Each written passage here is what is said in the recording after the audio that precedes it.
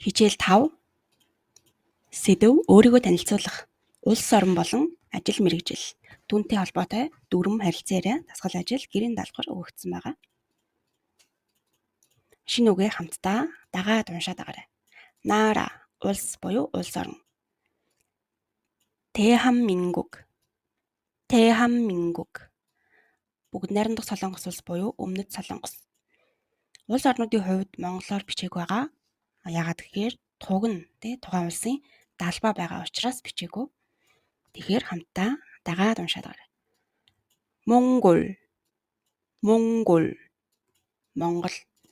Монгол гэдэг үгийг яг монголоор хэлэхдээ бид нар оогоор хэлдэг. Хэдий ч солонгосоор хэлэхдээ монгол гэдгийн хоёр оогийн хоёр уу болгоод хэлэхэд болно гэсэн үг. Солонгосоор хэлэхдээ монгол гэж хэлж байж солонгос хэлэн дэх монгол гэсэн үг болдог шүү. Мигуг Америкийн нэгдсэн улс, Вьетнам, Хожу, Австрали, Россия, Орос,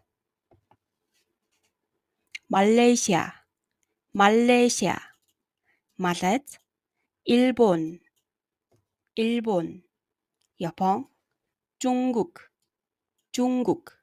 Хятад, 영국, Их Британь, Канада, Канад, Индо, Энэтхэг, 독일, Герман, 터키,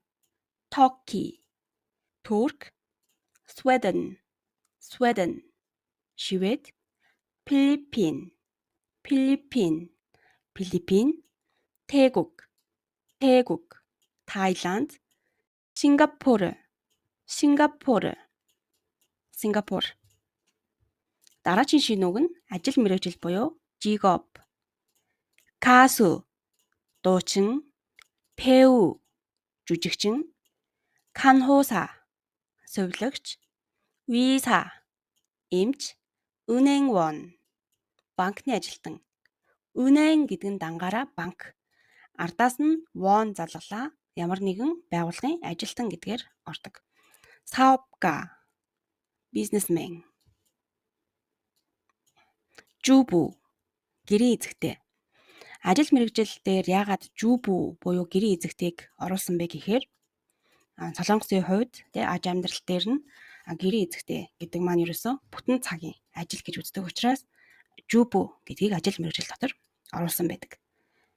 회사원, компани ажилтан. 회사 дангаараа компани, won залгалаа ажилтан болчихж байгаа. 경찰관, цагдаа, 미용사, үсчин, 요리사, тогооч. 5 дугаар хичээл маань өөрийгөө танилцуулах хичээл байгаа учраас аль улсын хүн бэ гэж асуухад нь тэр улсаас ирсэн гэдэг хариултыг бүгдээрээ дээр сурхана. 어느 аль гэсэн үг байна. Тэгвэл 나라 буюу улс орныг залгаад үзье. 어느 나라 аль улс ямар улс гэсэн утгатай болчихно. 어느 나라 사람입니까? аль улсын хүн бэ гэж асууж байна. 몽골 사람입니다. Монгол хүн юм гэсэн утгаар хариулна. Тэгэхээр 어느 나라 사람입니까? аль улсын хүн бэ? 러시아 사람입니다. Орос хүн юм аа гэх зэргээр хариулах нь. Дараагийн дүрм маань 은는 бид нарын мэддэг нэр үгэнд залгаж тухайн нэр үгийн утгыг илүү тодотгож онцлоход хэрэгэлдэг туслах үг буюу тэр нь энэ бол тэр бол гэдгийг энэ бол гэдгээр 은는 маань илэрхийлэгддэг байна. Тэгэхээр игшгээр төгссөн нэр үгэнд нэн гэж залгаад гийгүүлэгчээр төгссөн нэр үгэнд 은 гэдгийг залгах нь. Ном болон савн гэсэн үгэн дээр залгасан байна. ном бол 책은 ном бол 피노는 савн бол гих зэргээр ороод явна. Дараагийн дүрм нь 이가 아닙니다. Уртлынх нь 이가 гэдгийг 4-р хичээлээр бүгдээ үзсэн байгаа. Нэрлэлийн T ялгалын T нөхцөл. Тэгвэл ардаас нь анимнида гэд нэмэгдсэн байна.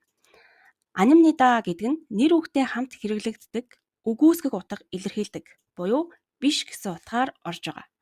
Тэгэхээр нэр үгийн ардаас и가 анимнида. Тийм биш, ном биш, савн биш гэсэн утгаар ордог байна.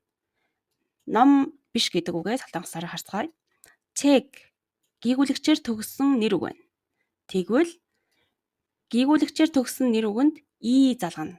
Чеги анимнида. Ном биш гэсэн утгатай боллоо. Дараа нь пину буюу савн гэсэн үг маань игшгээр төгссөн нэр үг. Игшгээр төгссөн нэр үгэнд га залгалаа. Пинуга анимнида.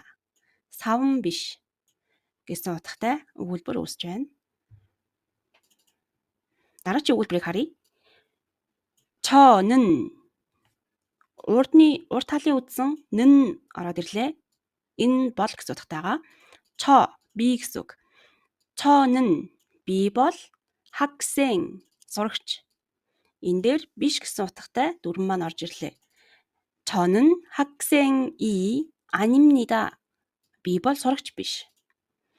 Дараачих нь 저는 би бол 한국 солонгос 사람이 아닙니다. 저는 한국 사람이 아닙니다. солонгос гэдэг үгийг бүгдээрээ 대한민국 буюу бүгд найрамдах солонгос улс өмнөд солонгос гэдгийг тодотгож хойд солонгосоос ялгахын тулд 대한민국 гэж хэлдэг байна. Тэгвэл ерөнхийдөө солонгос гэдэг үгийг 한국 солонгос хүн 한국 사람 гэд хэлээд явахд болно. Гол нь өмнөд солонгос хойд солонгосыг ялгаж хэлэхдээ 대한민국. өмнөд солонгос хойд солонгос нь 북한 гэж хэлдэг байгаа. Тэгвэл 대한민국 사람 гэх юм бол өмнөд солонгосын хүн юм байна. 북한 사람 гэвэл хойд солонгосын хүн юм байна гэсэн утгаар бас ойлгож болно. Харж байгаачлан хичээл болгон дээр 3 дүрм үзэн мөн дүрмүүдээ маш богино товч тодорхой байлга хүүднээс жишээг мөн 1-2 татаж авсан байгаа. Тэгэхээр та бүхэн үзэж байгаа шинэ үгэн дээрээ аль дүрмийг залгахад боломжтой вэ гэдгийг бас хичээлийн үзэнгээ бодоод явахд болно.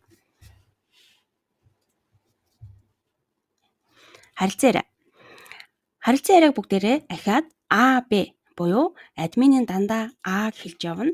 Та бүхэн чангаар болвол Б-гээ уншаад яваарай.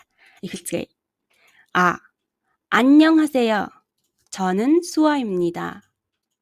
B. Тгийн оронд нэрээ хэлээрэй. A. 뜬등 씨는 어느 나라 사람입니까? B.